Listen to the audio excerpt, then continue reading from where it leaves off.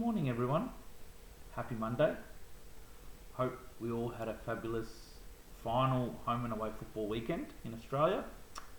I certainly did, regardless of the result. Welcome to the round 24 review versus GWS and St Kilda versus GWS up in Giant Stadium up in Sydney. Game was played at 12:20 PM yesterday, Australian Eastern Standard Time. And before I talk further about the review, I just wanted to take this opportunity to thank my sponsor on the top right corner, as you can see in this recording, Sai Shri Foods, a very well-known Indian manufacturing firm that sells amazing dough to help you make wonderful Indian steamed pancakes and fried pancakes. They also sell some wonderful, Indian cool salted and sweet drinks, as well as some yogurt. So if you're ever interested to know about them, feel free to Google them. They're based in Dandenong, but they have branches around Australia and globally, okay? So feel free to get in touch with them, okay? Thank you for sponsoring this channel. On the left-hand side, you can see Roki School of Excellence, which is an academic tutoring school founded by my wife and I, okay? This school does group and individual tutoring for years 5 to 12 maths, all levels in that year, as well as some jazz drumming, South Indian classical drumming, and octopad, which is a electronic percussion instrument that produces a variety of instrumental sounds. Okay, so enrollments are open throughout the year. Please feel free to get in touch with us if you have any questions, or if you have a child or know of anyone who might be interested in enrolling. Okay, over to the game. Wow, that was a very close one. It could have been how much for GWS after we conceded the first couple of goals. But to the boys' credit, they didn't throw the towel in. It was a very coast-to-coast game, probably the most coast-to-coast game I've seen this year in a St Kilda game. And credit to them, absolutely credit to the boys. And mind you, it's not against a team who's just upcoming. GWS are a team who are a potential top 4 team. Who knows, they might make it to the grand finals here if all goes well. They're a team who are going to be playing finals, and to be able to serve up that sort of performance with some spirit, competitiveness, momentum and whatnot, and belief, nothing to lose attitude, I thought is a testimony to the boys' characters. So really kudos to the Saints. First quarter, obviously, was disappointing. It was a good start, but I thought the boys fought back and quelled GWS's ability to go into the forward 50 a bit easier. Okay. Second, third, fourth quarter, I felt the Saints used the corridor better. They had players behind the ball.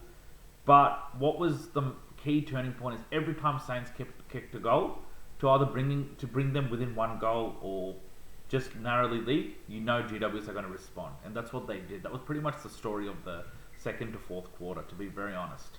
Okay. Now, you can sit back and look and think about this game as, GWS didn't play their best, but they still won. Well, true. If that's what your opinion is, that you got a point, because they didn't play their best. I suppose they didn't have to play their best either.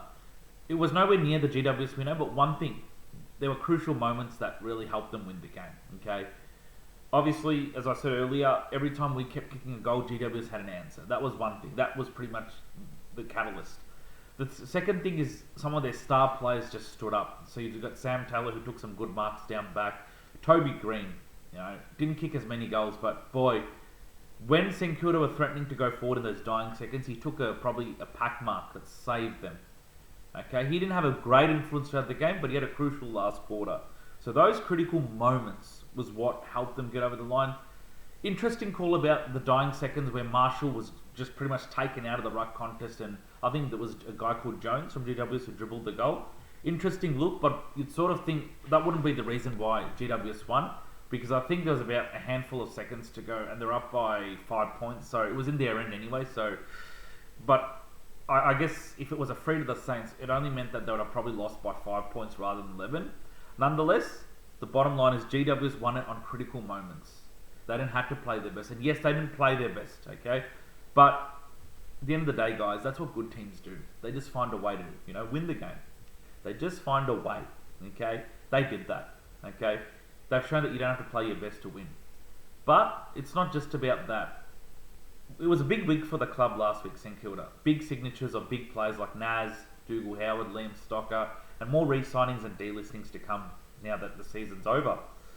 So, to be able to carry that into some belief, momentum, and pack it up with some confidence, heading into the game and executing that, there's a lot to be excited about next year. And remember, it's not just this list we're going with. We're getting some names into the offseason, big names. So, I've been mentioning them in my previous videos. So, our side next year is going to be a much bigger side because with TDK coming in as a ruck, Marshall to probably go forward, Max King to come back, Lee Kalia from Giants, who ironically or coincidentally I should say, played his last game for GWS against a team who he's going to play for next year. How's that?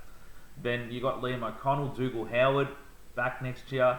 And yeah, the list is so huge. Isaac Keeler. So we've got some big guys in both ends of the ground. So the height will be amazing. And today's performance also highlighted why we need guys like TDK. As good as Marshall has been, he was soundly beaten by Kieran Briggs in the ruck contest. Okay, ruck contest, midfield. Have your opinions, but it's a crucial battle. Okay, they are like the roots of the tree. If they don't grow or commence growing nicely, no way the defenders of the team can defend the entries, and you can't blame the defenders. The midfield and ruck is so crucial. TDK, Tom De Koning, is a very good aerial player. So I guess last few weeks especially justifies why we need a guy like TDK. He's a bit younger as well, fits our age nicely. He's about 26. And Lee Kalia, I think, is in his early 20s. So we've got some names. We're going to be getting names not only of players who'll fill some holes, but also who fit the age demographics of the Saints nicely. A young team building and on the up. It just gets only better. Okay. I thought Marcus Windhager played very well. I think he sort of tagged Finn Callaghan pretty good. I don't see Finn Callaghan getting that noticed much yesterday or getting that much disposal. So I think Windy put some good attention into him. But Windy has always been doing that. He always gets the job on one of the best players in the team and finds a way to shut them down. And not just he shuts them down. I remember Adam Kingsley, the GWS coach, mentioning at the end of the game that he finds the football himself, Marcus Windhager. So that's a sign of a very talented young player, and his signature is going to be very crucial. Okay, moving forward. I thought Darcy Wilson, best game in his career. 5 goals, not just with the goals, what he did with it to get the goals. Great. He has really earned his spot, really put the hard work in the VFL. You could see. It's not just about him kicking the 5 goals, how he went about it.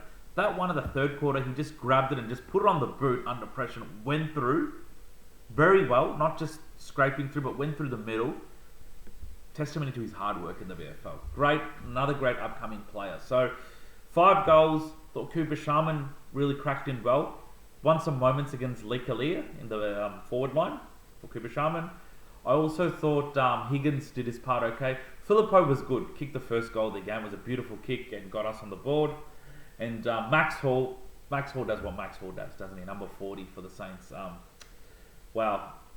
I can't think of a bad game he's had or a very disappointing game. Always cracks in. Kicked some great last quarter goals and shows why he's important. Lance Colon bobbed up with two important goals to help give St Kilda the lead. So the youngsters were terrific. Cannot fault anything. And guys like TDK and Lee Kalia would have got more ideas. Okay, this is the sort of players we're going to play with next year. And TDK definitely will be sitting on the sidelines watching, okay, this is the sort of midfield I'm going to be tapping the ball to. The Hugh Buckshells, Philippos, Garcia, Darcy Wilson, Steele, McRae. He's got a very good idea now who it's going to go to. So, yeah, really exciting times. Obviously, we didn't get the win, but finished the year strong with a bit of belief. I mean, if we had got thrashed yesterday, we could have gone to about 13th or 14th on the ladder. We didn't. We cracked in against a team who are playing finals.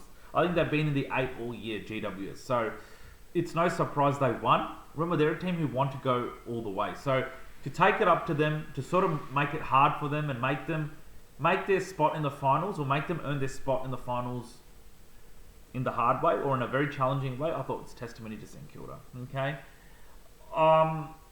So at the end of the day, I felt it was a game won on moments, and I thought, they didn't have to play their best, but it was crucial moments they won. Toby Green went back with the flight of the ball, slowed the play, any sort of thing. That was it. Okay, but fantastic from work from the Saints. Tackles were good. Their pressure gauge was great. Was through the roof. I thought they had players behind the ball pretty well. I know Jesse Hogan didn't play, and you'd sort of be thinking, oh, if Hogan played, they would have thrashed. Probably not. Even last time when he played, they didn't win by much. So the thing with GWS is no Hogan, probably no Stringer. They still find other players who step up. That's a quality. That's a sign of a good team. Okay, they've justified that very nicely yesterday. So it didn't really matter. You sort of think no Hogan, oh, that's great, but still they had Toby Green. When you think of stopping GWS, they always think of Toby Green more. Hogan and Stringer are there to kick the goals, but Toby Green is all over. He's like pretty much the Nick Dykos of GWS. He's there everywhere. You have to stop him. He's a match winner. Like I said, it took him to the last quarter to actually win the game for GWS. Not of his own boot, but being present at the right time. Right place at the right time. Okay? So, really exciting times coming ahead, and you know, with Naz signing and all that other youth signing, it's just really exciting. And I think the $7 memberships for Naz, I think we have more than close to 10,000 something. Someone put the comments in to tell me what the exact numbers are. Close to 10,000. That's huge. That's really huge. Shows not only that he's a loved player, but the direction we're heading and the direction that Naz has faith in about the Saints. Okay. So I'll probably leave it there. This is probably the last review. Actually, it is the last review of the game this year because the season's over. Over the next few weeks, my sort of content will be about, if I put content, it'll be about any trades, delistings for me to talk about. So I'm expecting a lot of player movement to happen. And when they happen, like probably aggregately or in a one hit, I'm going to probably do a video on those and talk to you about the thoughts and what it means to the team. You'll probably know what it means to bring those plays, but I'll show you my views. Please feel free to comment your thoughts on all my recordings. Please feel free to subscribe. I'll be very happy. And also please feel free to circulate this channel to any friends or well-wishers or family members who you know might be interested. And they are more than welcome to subscribe to it. Okay? So I'll leave it there, guys. Have a fabulous week ahead. Look, there's a lot of positives to take out of this season.